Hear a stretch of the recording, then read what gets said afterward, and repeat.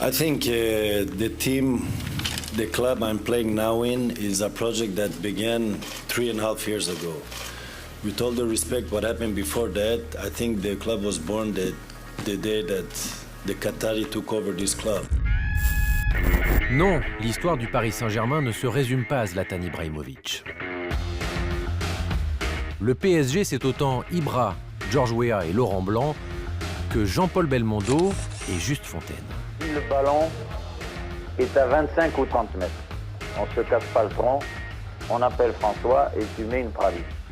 Le PSG, c'est autant l'ambiance feutrée du parc actuel que celle parfois chaude des années 80. Et là, carrément, ils ont sorti un flingue, quoi. Toi, tu bouges pas. Le PSG, c'est Phil Collins, mais aussi Annie Cordy. Sans oublier les pogos des années 80. Des paillettes, le Paris populaire et des scandales. J'ai découvert le garçon qui s'occupait de sa double lettrée. Il y a d'autres clubs qui pratiquaient comme ça à cette époque-là. La véritable histoire du PSG est à la fois folle et décalée. Le Paris Saint-Germain, un club singulier, formidable spécialiste des crises de nerfs, qui s'est toujours relevé de ses errances, parce que c'est ça, Paris, sans doute. On peut l'aimer comme ne pas l'aimer, mais la réalité, c'est que ce club respire la vie. Sa pelouse sera prête au printemps 1972, le gros œuvre étant achevé en novembre. Un an après mai 68, le football français mène lui aussi sa révolution, à Paris. En 1969, la construction du Parc des Princes, enceinte ultra-moderne pour l'époque, est un chantier colossal, situé juste au-dessus du périphérique. La durée des travaux est estimée à 2 ans, au mieux, une éternité. Mais aucun club francilien n'a le niveau pour y loger son équipe. Ce sera extraordinaire. C'était le vide total, il ne faut jamais oublier ça. Et tout le monde, de la fédération au maire de Paris, se disait « mais pourquoi il n'y a plus de grands clubs à Paris ?» Le foot national à Paris devient une affaire d'État, menée par la Fédération française. En 1969, il y a un appel dans l'équipe, donc on demande aux lecteurs parisiens des journaux de l'équipe et de France Football de savoir s'ils sont prêts à aider pour qu'un grand club soit créé à Paris. Il y a eu quand même 66 000 personnes qui ont répondu oui, donc c'était vraiment un plébiscite. Un nom est même choisi pour cette équipe, le Paris Football Club. Et là est née cette idée que ce club pourrait être au départ la propriété de ses supporters. C'est-à-dire qu'on créerait en France pour la première fois un club un peu à l'image des clubs espagnols qui reposent sur des associés, ce qu'on appelle des socios. Le 1er février 1970, c'est le grand jour pour acheter une part du futur club. 25 francs l'adhésion, l'équivalent de 25 € aujourd'hui.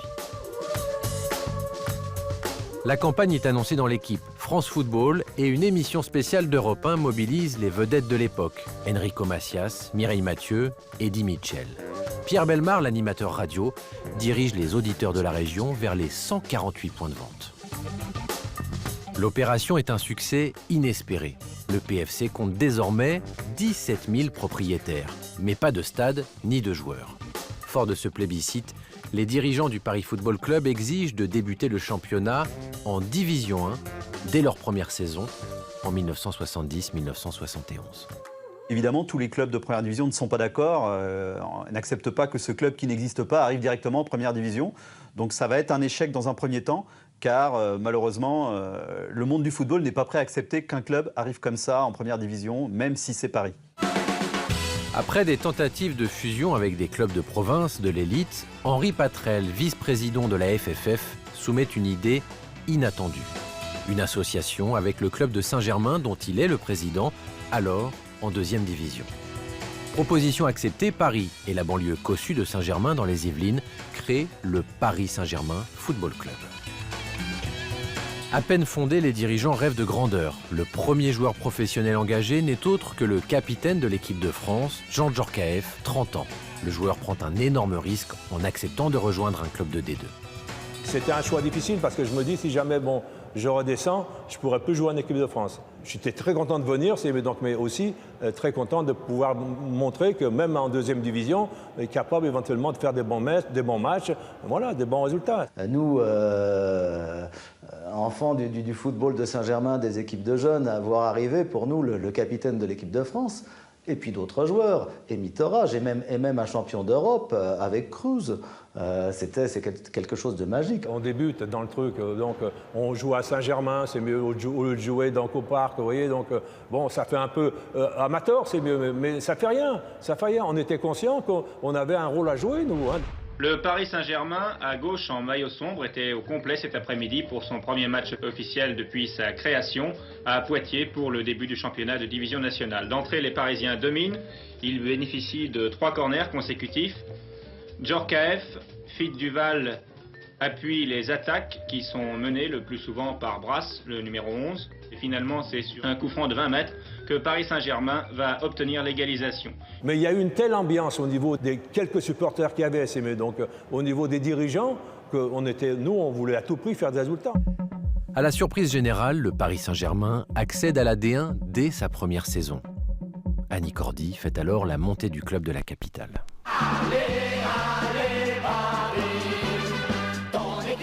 Le PSG mise sur la ferveur populaire. Après la chanson, le club veut frapper fort en recrutant le plus grand joueur du monde. Question que de nombreux Français se sont posées, Pelé. Et je crois qu'ils peuvent continuer à se la poser. Vous avez entendu, après un certain nombre de dénégations, que le club de Santos et le roi Pelé seraient d'accord pour jouer 1 an. Mais le PSG s'est peut-être emballé trop vite. Effectivement, il y a eu des contacts entre les dirigeants parisiens et moi-même. Ils m'ont invité en cette occasion à porter les couleurs de leur club.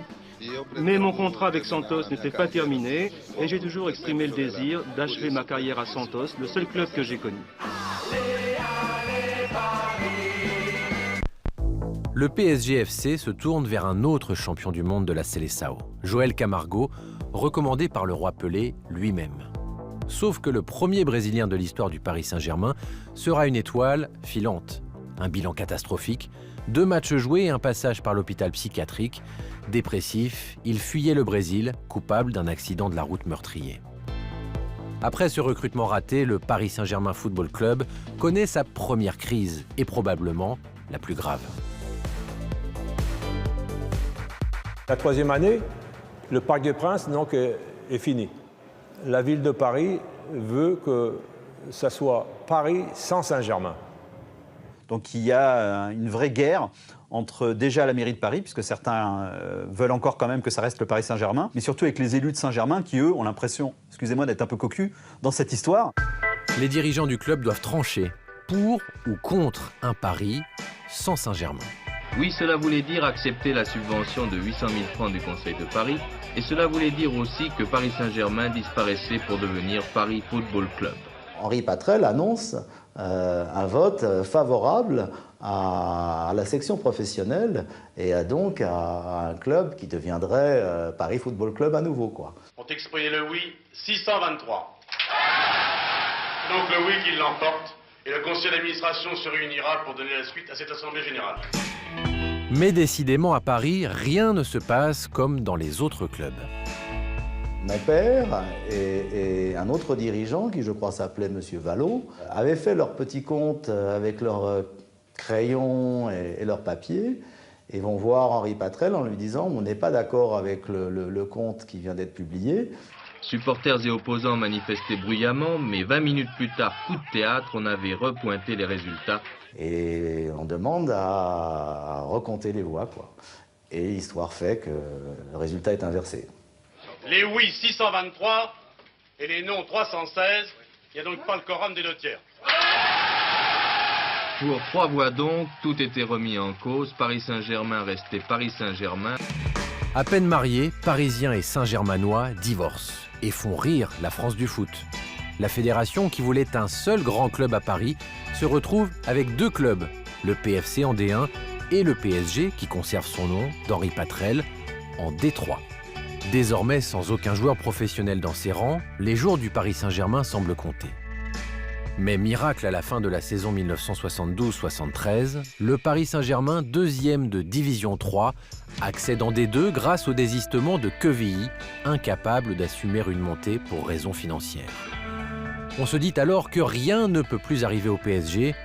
Erreur, les finances vont mal, quand un homme providentiel sauve le club, Daniel Echter, célèbre couturier du tout Paris. Si Daniel Echter n'était pas venu à ce moment-là, nous n'aurions sûrement pas été payés parce que les caisses étaient vides. Et je ne suis pas sûr que le Paris Saint-Germain se serait pérennisé. Le trentenaire, passionné de ballon rond, lui-même ancien gardien de but, détonne dans le monde des dirigeants de clubs de foot. Pas loin d'un système mafieux, je veux dire. On a fait des ordres et on ne nous a pas pris au sérieux. La presse non plus. Je crois que c'est Roland Mesmer au Figaro qui a fait un article en disant « Le gang des chemises roses prend le football parisien en main ». Voilà d'où ça vient. Daniel Echter constitue un clan pour le moins iconoclaste autour de lui. Deux publicitaires de renom, Francis Borelli et Bernard Brochamp, un créateur de comédie musicale, Charles Tallard, et un acteur célèbre, ancien gardien et fan de football, qui investit dans le club, Jean-Paul Belmondo. Il avait des idées, Daniel Echter. Il avait des idées, il rêvait d'un grand club à Paris. C'est lui le déclencheur de cette équipe de Paris Saint-Germain. Echter dessine les nouveaux maillots du PSG, dirige le club comme une entreprise et recrute un entraîneur au CV inégalé en France en tant que joueur, Juste Fontaine, meilleur buteur de tous les temps en Coupe du Monde, et dont le management et la gouaille ne sont pas sans rappeler l'atmosphère des tontons flingueurs. Si le ballon est à 25 ou 30 mètres, on se casse pas le tronc, on appelle François et tu mets une praline. Dès la première année, la magie opère. Le 4 juin 1974, le PSG dispute au Parc des Princes un match décisif pour son avenir, un barrage retour face à Valenciennes. Le vainqueur accède à la première division. Le problème est simple. Si on monte, le Parc des Princes avec 45 000 personnes. Et si on ne monte pas, Saint-Germain avec 1500 personnes. Alors c'est à vous de voir le problème. Si vous voulez jouer l'année prochaine en seconde division, vous me le dites de suite, je ne vous mets pas dans l'équipe. Mais les joueurs ne déçoivent pas. Et le PSG gagne sa place en D1 au terme d'un match épique, remporté 4-2. Il faisait tellement chaud, les mecs ils me soulevaient de terre, mais ils me reposaient comme une merde. Hein. Alors j'ai fait un petit malaise, la chaleur quoi. Et ma femme qui écoutait à la radio, on lui dit Fontaine a un malaise, etc. Enfin, bref. Ironie de l'histoire, cette même année, le Paris FC descend en D2, alors que le PSG accède à la première division pour ne plus la quitter. Daniel Echter gagne son pari. Le PSG devient le seul vrai grand club parisien. Mais au Parc des Princes, même en première division, l'équipe ne déplace pas les foules. On n'était pas chez nous. C'est pour ça d'ailleurs que le slogan « Ici c'est Paris » est arrivé par la suite. Parce que vraiment, on était le parc, c'était le Parc des Princes, mais c'était pas un stade à Paris, on va dire. Marseille venait, le parc était blanc. Saint-Étienne venait, le parc était vert. Enfin voilà, dès qu'il y avait une équipe adverse, le parc était acquis à l'équipe adverse. Et donc on était un petit noyau, vraiment, à Boulogne, au-dessus du marqueur, qu'on appelait Boulogne Bleu, à vraiment être les supporters du PSG.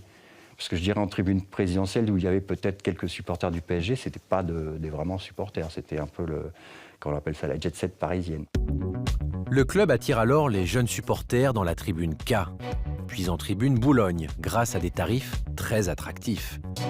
Adieu Annie Cordy, bonjour l'essence punk rock parisienne de la fin des 70s. Comme on commençait un petit peu à ne pas se laisser faire, il y avait un chant qui disait « Ah, il fallait pas venir, ah, il fallait pas y aller, ici c'est Paris ». Voilà. Et c'est comme ça que c'est parti, parce qu'en fait, voilà, on revendiquait, la tribune Boulogne, c'était la tribune des supporters du Paris Saint-Germain. Auteuil, le virage existait, mais c'était une tribune qui était souvent, c'était les supporters adverses qui étaient, quoi. L'histoire du PSG semble lancée, mais en 1977, il plonge dans une nouvelle affaire. On découvre que le club fabriquait de faux billets de match écoulés sur le marché noir. J'ai découvert le garçon qui s'occupait de cette double billetterie. Mais il faut savoir qu'est-ce que c'est que cette double billetterie au départ. Au départ, c'est tout simplement les suppléments de salaire qu'on payait à 3 ou 4 joueurs pour une raison très simple. C'est que la Ligue n'avait pas trouvé mieux que de limiter les salaires à 12 000 francs par mois. C'est comme si aujourd'hui, on limitait les salaires à 10 000 euros par mois. Ou 12 000 euros par mois. Vous avez un joueur international aujourd'hui à 12 000 euros par mois? Il y a d'autres clubs qui pratiquaient comme ça à cette époque-là parce que c'était pas le même monde, quoi. Je veux dire, il n'y avait pas de droit TV, il y avait pas la télévision existait très peu au niveau des retransmissions télé, nous aussi. Le 6 janvier 1978, Daniel Echter est radié par la FFF. Il sera blanchi quelques années plus tard. Entre-temps, Francis Borrelli, bras droit du couturier, lui a succédé. Pendant ce temps, les supporters parisiens n'ont pas encore pris possession du parc. Ce qui a vraiment, je dirais, déclenché le fait de vouloir se revendiquer parisien et de se dire bon, c'est fini, on ne viendra plus nous emmerder, c'est un match donc, au Parc des Princes, PSG Bastia, où des supporters bastiais viennent donc, à la tribune Boulogne et commencent à déchirer les drapeaux, à arracher les écharpes, à mettre des torgnoles et autres.